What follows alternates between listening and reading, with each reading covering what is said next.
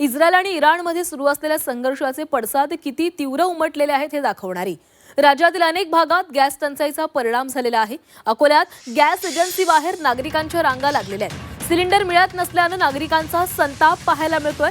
इतरांना चढ्या दराने सिलेंडरची विक्री केली जाते। नागरिकांनी एजन्सीवर गंभीर आरोपही केलेले आहेत।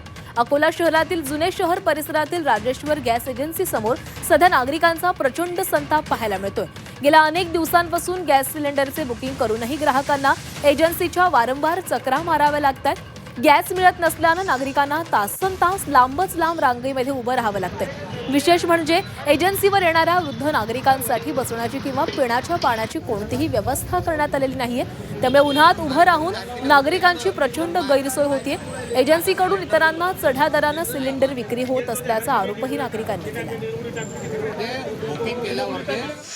आमची मागणी ती आहे, आम्ही जेव्हा बुक केलेलं होतं 2 तारखेला, याच्यामध्ये आता डायरेक्ट बुकिंग केली तर नेक्स्ट तारीख दाखवू राहिली 27 या मार्च महिन्याची 27 तारीख। या मार्च महिन्यात हे आम्हाला आता गरज आहे। मी पेंटर काम करतो, काम सोडून आलेलो आहोत। आज माझी परिस्थिती अशी आहे की माझे मुलं शाळेत सुद्धा चालले नाही, कारण की त्याला बनवायलाच काही नाही, डबा वगैरे काही, गॅसच सुद्धा नाही आहे। आणि सरकार म्हणते की गॅसचा साठा भरपूर आहे, तुम्ही लाईनीत लागू नका। आणि इथं आलो तर इथं 2-2, 3-3 दिवस लागत आहेत, 4-4, 5-5 तास लागत आहेत। मग हे कसं करायचं? आम्ही गरीब लोकांना काय करायचं?